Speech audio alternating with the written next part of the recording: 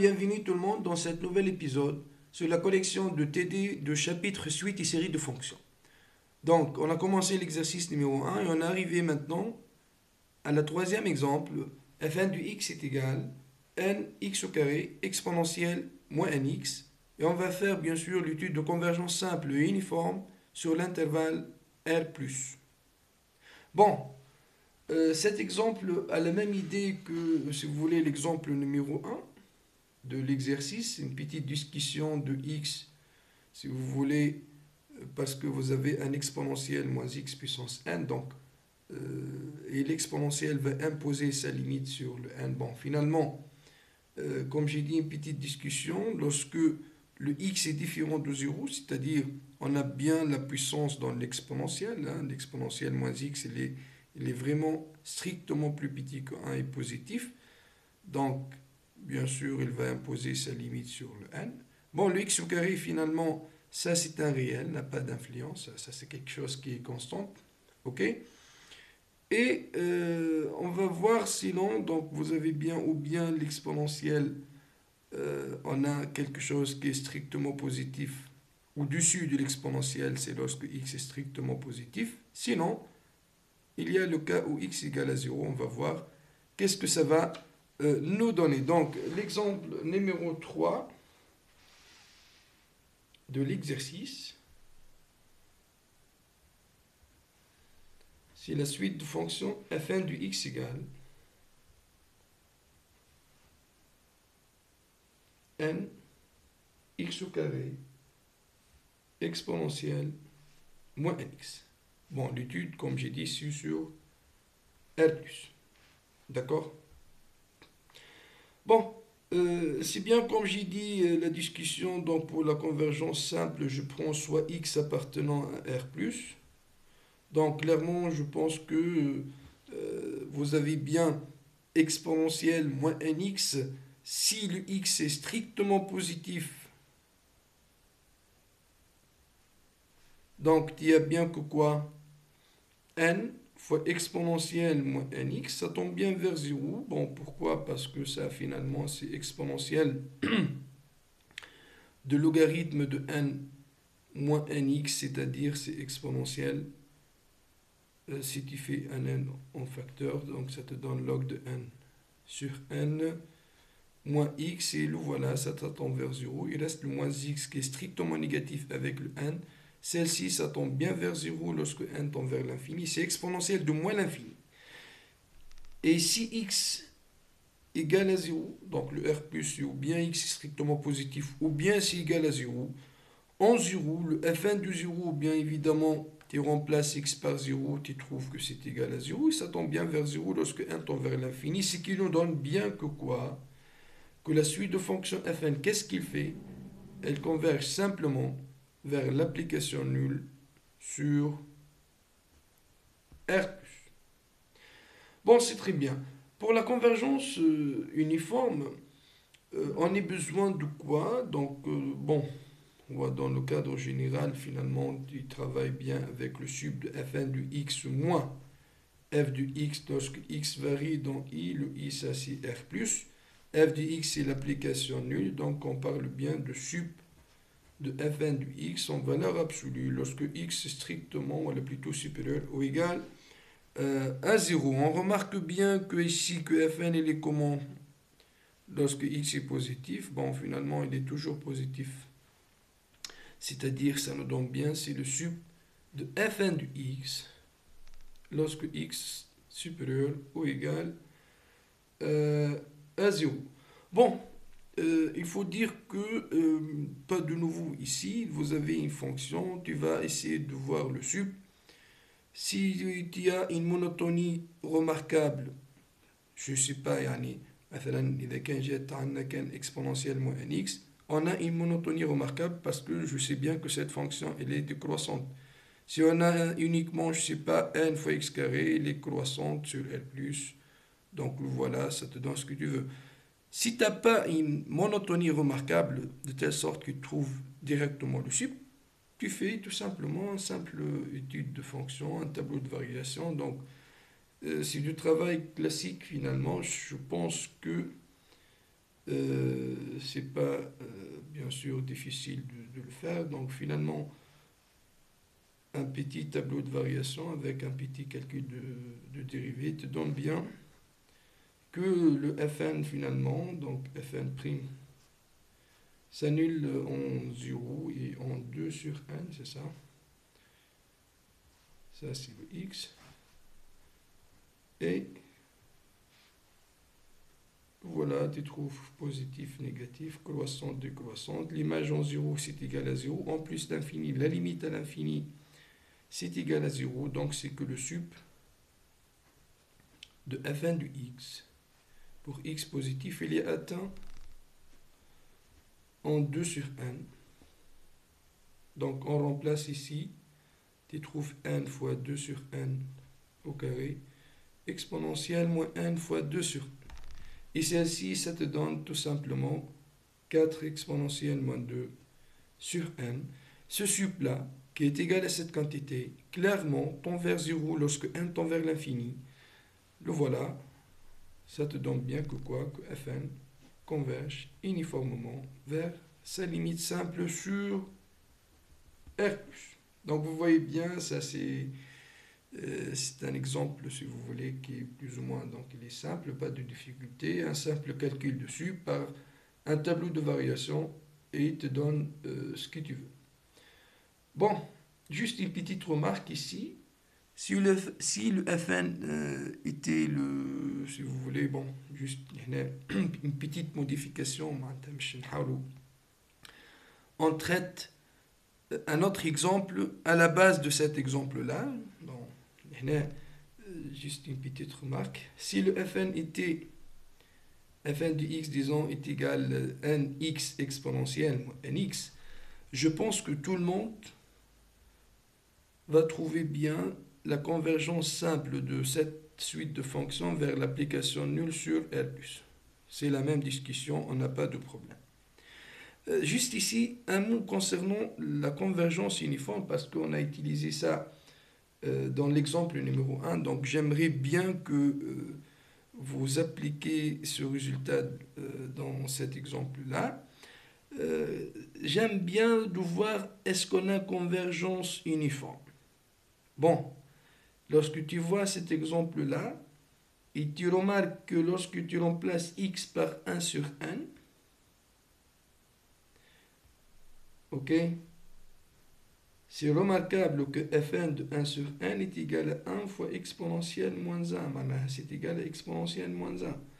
Autrement dit, c'est que le Fn de 1 sur n moins f de 1 sur n, c'est égal à exponentielle moins 1, ne tend pas vers 0 lorsque n tend vers l'infini. Donc, parfois, comme dans cet exemple-là, vous pouvez remarquer, d'après l'expression, une certaine suite, bien sûr, en lequel j'ai bien que la différence ne tend pas vers 0 lorsque n tend vers l'infini, pour dire que cette suite de fonctions-là ne converge pas uniformément vers l'application nulle sur R+. Donc, en général, les suites qui nous donnent bien la non-convergence uniforme, c'est une suite que tu peux le remarquer, car sinon, si tu calcules le sup carrément et tu fais un tableau de variation, bon, tu trouves explicitement le sup, bien sûr, si tu trouves explicitement et tu calcules la limite, tu as fait tout simplement appliquer la définition du convergence uniforme et tu trouves ce que tu veux. Bon, c'est bien. Voilà donc cet exemple numéro 3. On passe maintenant à l'exemple numéro 4. OK, où on a un peu de travail, si vous voulez, dans les techniques de calcul de sup de module de Fn. Donc c'est pour cela qu'il est un peu différent, plus ou moins, à cet exemple numéro 4. Donc qu'est-ce qu'on a? Fn de x est égal, quatrièmement,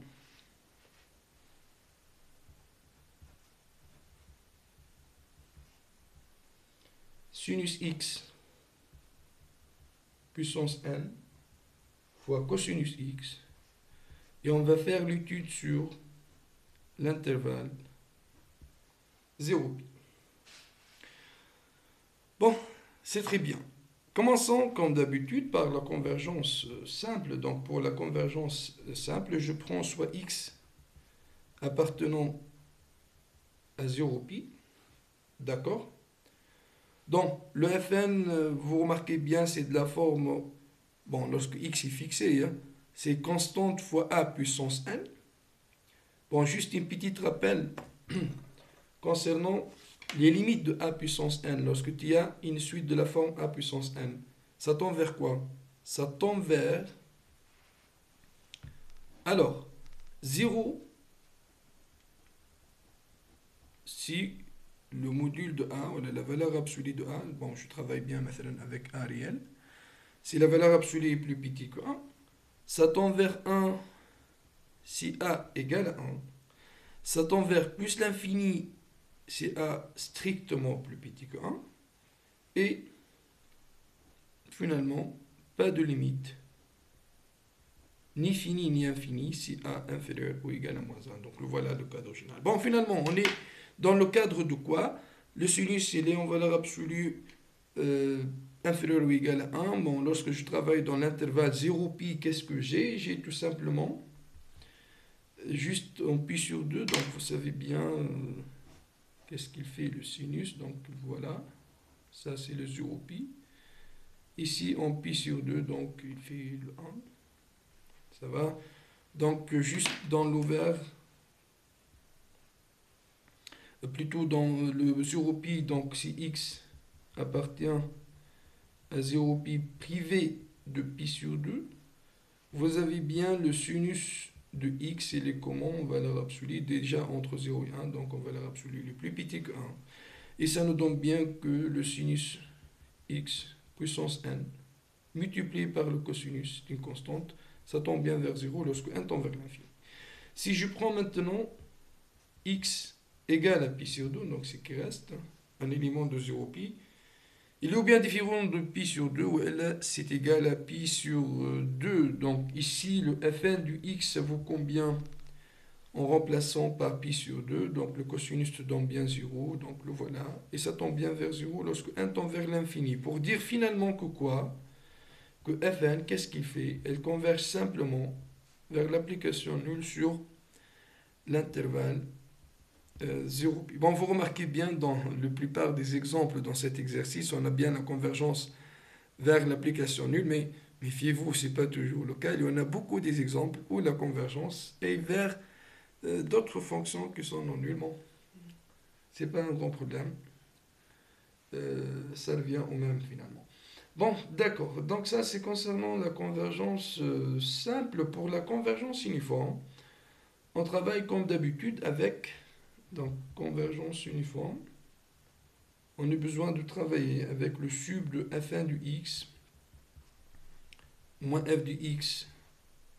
X appartient à 0 pi. Ok, et ça, c'est égal au sub de valeur absolue de f1 du x pour x appartient à 0 pi. D'accord. Bon, ici, lorsque tu vois la fonction sinus puissance n fois cosinus, bon, est-ce que le fn est positif pour dire que ça c'est égal au sub de fn? Bien sûr que non, parce que le sinus, ça va, il est bien positif, mais le cosinus, ça c'est le signe. Le cosinus, qu'est-ce qu'il fait dans 0 pi? Donc en 0, ça fait 1. En pi sur 2, donc c'est 0. Et là, en pi, c'est moins 1. Donc le voilà, c'est positif. Et après, négatif, c'est que le Fn, il est positif dans la partie 0 pi sur 2. Il est négatif de 0, de pi sur 2 plutôt, jusqu'au arrivé à pi. Donc, finalement, lorsque tu prends, si vous voulez, la valeur absolue de f1 de x, c'est pas toujours positif, ça c'est égal à f1 de x, c'est-à-dire sinus puissance n fois cosinus x, lorsque x appartient à 0 pi sur 2, et c'est égal à moins sinus puissance n cosinus x, si x appartient à pi sur 2, pi. D'accord? Ben, ça c'est en ce qui concerne la valeur absolue de f. Ben, Ici, le Fn n'est pas positif, comme j'ai dit. Et on a beaucoup de choix pour trouver le sub de Fn. Vous pouvez bien travailler, que ce soit avec la valeur absolue de Fn, bien sûr, lorsque tu travailles dans le cadre des fonctions à valeur réelle. Hein. Lorsque tu as la valeur absolue de Fn, donc par exemple, tu peux, pour trouver le sub de valeur absolue de Fn, tu peux travailler avec le Fn lui-même. Et tu fais le tableau de variation de Fn. D'accord, je ne sais pas, c'est au 0 pi, tu prends le Fn, tu calcules la dérivée, tu trouves que ça s'annule en 1n, bn. Par exemple, je dis n'importe quoi, le Fn', et je sais pas, donc tu trouves que ça fait comme ça, par exemple. Ok? Et après, tu as besoin de quoi? De valeur absolue de Fn. Ça, c'est un extrémum local. Celle-ci, c'est un extrémum local. Celle-ci aussi, celle-ci aussi. Tu prends les images de ces quatre points, par exemple, dans ce tableau de variation. Finalement, le sub de valeur absolue de Fn de x, c'est quoi? C'est le maximum entre ces éléments-là. Donc, vous pouvez travailler avec le Fn, comme aussi vous pouvez travailler avec la valeur absolue de Fn.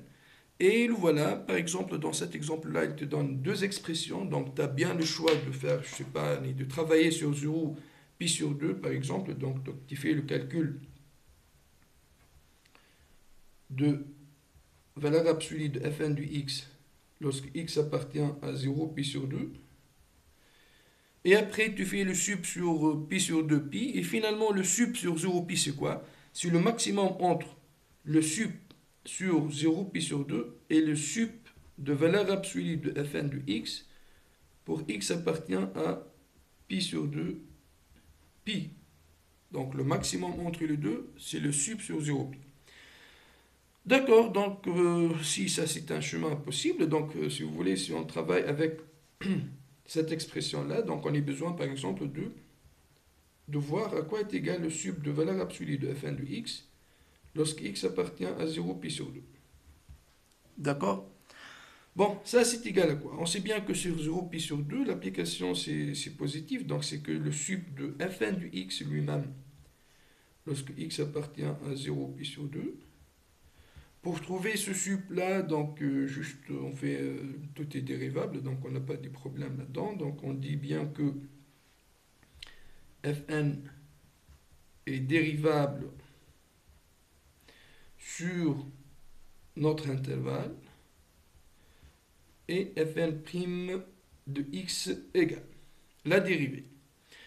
La dérivée donc de cette expression, ça fait combien? Ça fait n fois cosinus x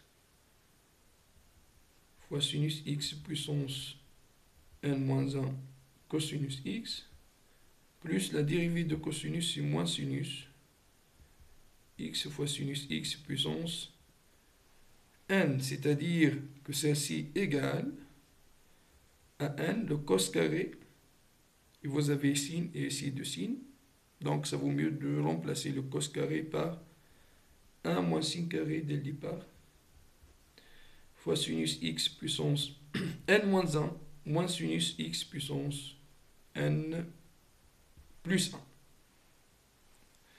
C'est bien, ça c'est égal combien? Donc vous avez bien n sinus x puissance n moins 1, moins n sinus puissance 1 plus 1, moins sinus 1 puissance 1 plus 1, c'est-à-dire moins n plus 1, sinus x puissance n plus 1. Bon, vous avez bien le sinus puissance n moins 1 en facteur, on peut bien donc le mettre en facteur, sinus x puissance n moins 1, qu'est-ce qu'il reste? N moins 1 plus 1, sinus carré de x. Ça va? Donc le voilà la dérivée donc, sur l'intervalle 0 pi sur 2. Alors, ce qui te donne quoi? Fn' de x égale à 0, si seulement si. Sinus x, bon, je prends une puissance qui est supérieure strictement à 0, égale à 0, ou bien n moins n plus 1 sinus carré de x égale à 0. Donc ça, c'est équivalent. Sinus x égale à 0, je travaille dans 0 pi sur 2, donc x égale à 0. Ouais, là, qu'est-ce qu'il te donne ça? Sinus carré de x est égal à n sur 1 plus 1, qui équivaut à dire que sinus x égale à racine de n sur 1 plus 1. Bon, juste ici, pourquoi? Car le sinus est positif sur 0 pi sur 2. Ça va? Donc, je travaille toujours dans cet intervalle-là. Bon, d'accord. Finalement, celle-ci, qu'est-ce qu'il te donne? Donc, vous avez bien, ça c'est équivalent à dire, les zéros, toujours on cherche les zéros de Fn', donc c'est équivaut à dire que quoi? Que x égale à 0, sinon, x il est comment? Égal à, donc sinus x est égal à racine, donc c'est que x égale à quoi? À l'arc sinus de racine de n sur n plus 1. Ça va? Donc, nous voilà les deux zéros que nous permettra bien de dresser le tableau de variation sur 0 pi sur 2. Vous avez le Fn' et le Fn. Ils s'annulent en 0 et arc sinus de racine de n sur 1 plus 1. Concernant le signe, donc, l'expression de Fn', donc le signe de ça, vous avez le sinus, il est bien dans 0 pi sur 2, il est croissante, c'est que moins ça, c'est décroissante. Le décroissant, donc, il passe par le positif et après négatif. Donc, c'est bon. L'image en 0, donc si vous vous rappelez bien, c'est un 0, et en pi sur 2, le cosinus te donne bien 0. C'est que, donc, voilà, ça c'est le Fn de ça. Qui appelle ça AN, donc c'est Fn de AN. Fn de AN, c'est exactement le sup, donc d'à peu près le tableau de variation, le sup de Fn de x, lorsque x varie dans l'intervalle 0 pi sur 2, c'est égal à quoi? C'est égal à Fn de arc sinus de racine de n sur 1 plus 1, et ça c'est égal à quoi? Sinus de arc sinus de racine de n sur 1 plus 1, puissance n, fois cosinus de arc sinus de racine de n sur 1 plus 1. Ça va, donc voilà, le sinus de l'arc sinus, bien sûr ça c'est la racine de n sur 1 plus 1 de tout puissance n. C'est bon? Et cosinus de l'arc sinus, donc qu'est-ce qu'on fait? On sait bien que cette quantité-là, elle est bien sûr dans l'intervalle 0 pi sur 2, donc dans lequel le cosinus il est bien positif. Lorsqu'il est positif, je peux le écrire sous la forme 1 moins sinus carré de arc sinus de racine de n sur 1 plus 1. Ça va? Donc, et ça te donne bien combien? Ça te donne, donc cette racine n sur 1 plus 1 puissance n sur 2, ça va? Et ici, c'est quoi? C'est racine de 1 moins. Sinus de l'arc sinus, c'est la racine. Racine puissance 2, ça fait n sur 1 plus 1. Et cette différence, c'est finalement combien? 1 sur racine de n plus 1. Ok? Fois n sur 1 plus 1 puissance 1 sur 2. Ça, si on se concerne le sup de Fn du x pour x appartient à 0 pi sur 2. Ça va? On va voir après, donc, ça tend vers quoi, ça? Si vous remarquez que celle-ci admet une limite non nulle, donc dès le départ, puisqu'elle est, comment? Elle est plus petite que le sup. Si celle-ci ne tend pas vers 0 dès le départ, tu as gagné. Si ça tend vers 0, tu calcules le sup sur le pi sur 2pi et finalement le sup sur tout l'intervalle c'est le maximum et tu vas essayer de voir est-ce que celle-ci tend vers 0, oui ou non. Bon, apparemment, bon, juste une idée, هنا 1 sur 1 plus 1 puissance 1 sur 2 نعرفوا هذه عندها علاقة limite lorsque vous voyez bien نجمو نشوفوها 1 plus 1 sur n puissance moins 1 sur 2 ونجمو نشوفوها exponentielle moins 1 sur 2 logarithme وهي اللي تعطينا انه الليميت مش يكون exponentielle moins 1 demi. Donc c'est comme s'il est équivalent à exponentielle moins 1 demi fois ça. C'est une quantité qui tend vers 0. Bon, c'est-à-dire on a besoin de voir les choses sur l'intervalle pi sur 2 pi pour conclure. Donc on s'intéresse au sup de fn du x lorsque x appartient à pi sur 2 pi. Ça va? Ce sup-là, qu'est-ce qu'il fait? Donc, est-ce qu'il est calculable, oui ou non? Bon, vous pouvez ou bien travailler avec l'expression de fn de x en module dans l'intervalle pi sur 2 pi, sinon, vous pouvez remarquer que l'application valeur absolue de fn de x, اللي هي valeur absolue de sinus x puissance n fois cosinus x. Cette application-là, elle est clairement pi périodique. Pourquoi? Parce que l'application valeur absolue de cos, elle est pi périodique, et valeur absolue de sin, elle est aussi pi périodique. Donc finalement, ça va, ça c'est pi périodique. C'est bon? Donc c'est un calcul simple ici. Puisqu'il est pi périodique, donc le sup sur pi sur 2 pi, je peux bien sûr voir que ça c'est égal au sup lorsque x varie dans, j'ai fait une translation de vecteur moins pi, c'est-à-dire moins pi sur 2, 0 de fn du x. Et l'horizon ici c'est quoi? Car fn en valeur absolue est pi périodique. Ça va? Donc, je ne sais pas, l'idée elle est claire, juste tu fais une petite translation, sinon tu fais un petit changement de variable, tu fais y est égal à x moins pi, et le fn du x est c'est le fn du y, où l'y, toi, les varie dans l'intervalle moins pi sur 2, 0. Donc, finalement, ça te donne cette même intervalle. Ben, maintenant, le sup de valeur absolue de fn du x, c'est l'intervalle, bon, entre guillemets, le fn اللي هو حكى عليها c'est défini uniquement sur l'intervalle 0 pi. انا نحكي لهنا على الfn اللي هي l'expression هذه اللي هي définie partout sur toute terre. Donc voilà, يعني c'est comme si نحكيو على الفونكسيون dans le cadre général, مش على si vous voulez على الfn اللي حكى عليها في l'exercice اللي هي juste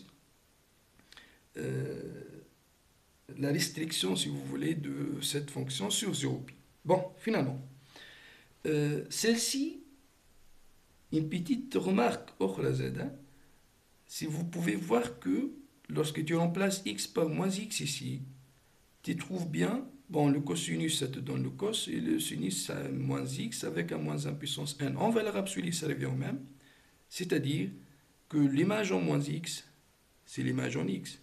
Donc, c'est-à-dire que cette fonction-là elle est aussi paire, puisqu'il est paire, le sup sur moins pi sur 2, 0, هو نفسه le sup pour x appartient à 0 pi sur 2 de valeur absolue de fn du x. C'est dit tout simplement pourquoi ici, car l'application valeur absolue de fn est une fonction paire et comme j'ai dit, je parle de la fonction sur toute R.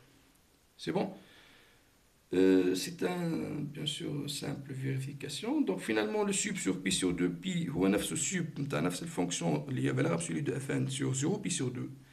Donc le sup de valeur absolue de fn de x, pour x appartient à 0 pi, هو نفسه le sup de valeur absolue de fn de x. Pour x appartient à 0 pi sur 2. Ça va? Et celle-ci, on a calculé déjà, c'est égal à 1 sur racine de 1 plus 1. الأخرى نكتبوها directement في الفورمة اللي حشنا بها اللي هي exponentielle moins 1 sur 2 log de 1 plus 1 sur 1 يعني نقلبوها 1 plus 1 sur 1 puissance moins 1 sur 2 اللي تعطينا l'expression هذه. Ben c'est très bien. هذه واضحة اللي هي tend vers exponentielle moins 1 demi. Donc qu'est-ce que tu as? Logarithme de 1 plus 1 sur n équivalente à 1 sur n, ce qui te donne moins 1 sur 2 fois log de 1 plus 1 sur n équivalente à moins 1 sur 2 fois 1 sur n qui est égal à moins 1 demi. C'est-à-dire que l'exponentielle moins 1 sur 2 log de 1 plus 1 sur n tend vers exponentielle moins 1. Ça va? Et finalement, le sup de valeur absolue de fn de x, lorsque x appartient à 0 pi, qu'est-ce qu'il fait? Ça tend vers exponentielle moins 1,5 et ça tend vers 0. Donc, tend vers 0 lorsque 1 tend vers l'infini. Le sub tend vers 0, c'est-à-dire quoi? C'est-à-dire que Fn converge uniformément vers l'application nulle sur l'intervalle 0,pi. Bon, voilà cet exemple-là. اللي نتعلموا شوية من l'exemple هذا هو شنو إنه il faut se méfier bien de signe de Fn, donc c'est pas toujours le sub de valeur absolue de Fn et sub de Fn et ça marche, non, donc méfiez-vous, il faut bien étudier les choses. Et parfois, lorsque je travaille avec des fonctions périodiques, des fonctions donc, qui a des caractères tels que la périodicité, la parité, ainsi de suite, je peux l'exploiter pour réduire le domaine où je fais l'étude pour trouver le sub. C'est bon. Et le voilà, ça c'est l'exemple numéro 4 de l'exercice numéro 1 de TD. J'espère que ça a été clair pour vous. Et au revoir avec les autres exemples de TD. Toujours, je vous conseille de faire vos propres efforts, vos propres essais de tout exercice, tout exemple avant de voir la collection pour vraiment que votre travail soit bénéfique. Je vous conseille. D'accord? Merci bien pour votre attention et bonne révision et au revoir.